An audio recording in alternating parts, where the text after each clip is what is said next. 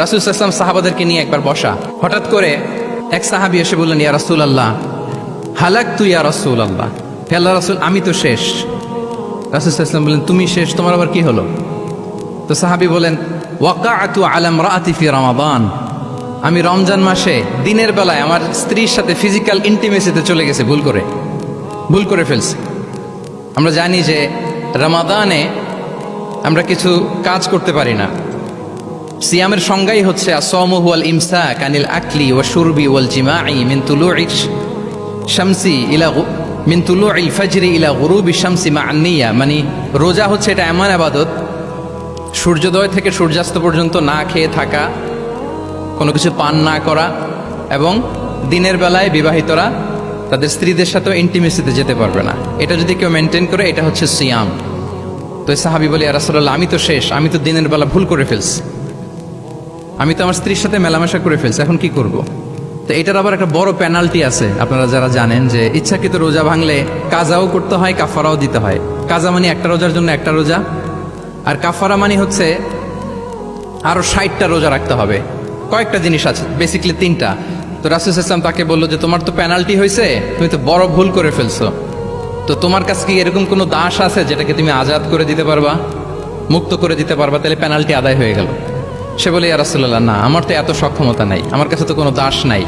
আচ্ছা দাস নাই, তো রাসূল সাল্লাল্লাহু আলাইহি ওয়াসাল্লাম বললেন, তাইলে তুমি টানা 2 মাস রোজা রাখতে হবে, তাইলেও পেনাল্টি হয়ে যাবে, আদায় হয়ে যাবে, পারবা?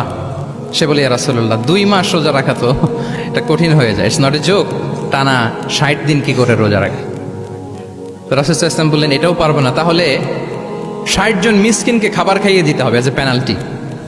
এটা বড় অন্যায় করে ফেলছো, 60 জন মিসকিনকে খাবার খাওয়াবে, এটা পারবা? সে বলে, ইয়া রাসূলুল্লাহ এটাও পারবো না। তাহলে কয়টা অপশন দিয়েছিলেন রাসূল সাল্লাল্লাহু আলাইহি ওয়াসাল্লাম? আওয়াজ করে বলেন তো কয়টা? একটাও উনি পারবে না। দাসও আজাদ করতে পারবে না, 2 মাস রোজাও রাখতে পারবে না, 60 জনকে খাওয়াতেও পারবে না। তো রাসূল সাল্লাল্লাহু আলাইহি ওয়াসাল্লাম বললেন, কিছুই যখন পারবে না, কি আর করা, যাও একটু অপেক্ষা করো, দেখি কি করা যায় তোমাকে নিয়ে। তো রাসূল সাল্লাল্লাহু আলাইহি ওয়াসাল্লাম অন্যান্যদের প্রশ্নের উত্তর দিচ্ছিলেন, সময় যাচ্ছে, হঠাৎ করে রাসূল সাল্লাল্লাহু আলাইহি ওয়াসাল্লামের দরবারে এক ঝুড়ি সাদাকার খেজুর আসলো, এক ঝুড়ি। তো সাদাকার এক ঝুড়ি খেজুর দেখে রাসূল সাল্লাল্লাহু আলাইহি ওয়াসাল্লাম বললেন, ওই ব্যক্তিকে ডাকো যার কিছু নাই, কিছুই করতে পারবে না। ডেকে আনা হলো। রাসূল সাল্লাল্লাহু আলাইহি ওয়াসাল্লাম বললেন, যাও, তুমি তো কিছুই করতে পারবে না, এই এক ঝুড়ি চ্যারিটির খেজুর, সাদাকার খেজুর তুমি গরিবদের মাঝে বিতরণ করে দাও, তাসাদ্দাক বিহা, এটা বিতরণ করে দাও, তাইলে আশা করি আল্লাহ তোমাকে মাফ করবে। তো এই সাহাবী বলে, ইয়া রাসূলুল্লাহ আলা আফকারা মিন্না ইয়া রাসূলুল্লাহ, আমার চেয়েও গরিব কাউকে খুঁজে বের করে দান করতে হবে? রাসূল সাল্লাল্লাহু আলাইহি ওয়াসাল্লাম বললেন, হ্যাঁ গরিবকেই তো দিতে হবে। তো উনি বললেন যে, রাসূলুল্লাহ পুরো মদিনার তল্লাটে আমার চাইতে গরিব কেউ আর নাই, আমি সবচাইতে গরিব। ফাদাহিকা রাসূলুল্লাহ হাত্তা বাদাত আনিয়াবু, এই কথা শুনে রাসূল সাল্লাল্লাহু আলাইহি ওয়াসাল্লাম হেসে দিলেন, এত হেসে দিলেন যে রাসূল সাল্লাল্লাহু আলাইহি ওয়াসাল্লাম এই পাশের চোয়ালের দাঁত দেখা গেল। এত বেশি হাসেন না উনি, নিজেকে ধরে রাখতে পারলেন না, হাসি আটকে রাখতে পারলেন না। ফাদাহিকা রাসূলুল্লাহ, হেসে দিলেন, হাত্তা বাদাত আনিয়াবু, ওনার দাঁতের এপাশ ওপাশ দেখা গেল। তো রাসূল সাল্লাল্লাহু আলাইহি ওয়াসাল্লাম বললেন, যাও, দাস মুক্তি করতে পারবা না, 2 মাস রোজাও রাখতে পারবা না, তারপরে 60 জনকে খাবারও খাওয়াতে পারবো না, এখন দিলাম চ্যারিটির এক ঝুড়ি খেজুর, এটা গরিবদের মধ্যে দান করে দাও। তুমি বলো যে তোমার চেয়ে গরিব আর কেউ নাই, তো কি করা, যাও তুমি তোমার ফ্যামিলি নিয়ে এটা খাও,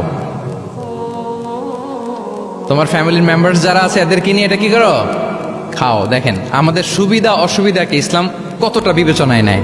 আসছিল পেনাল্টি দিতে, কথা বুঝতেছেন আমার?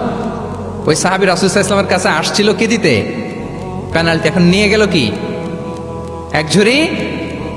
আল্লাহু আকবার পড়বেন না?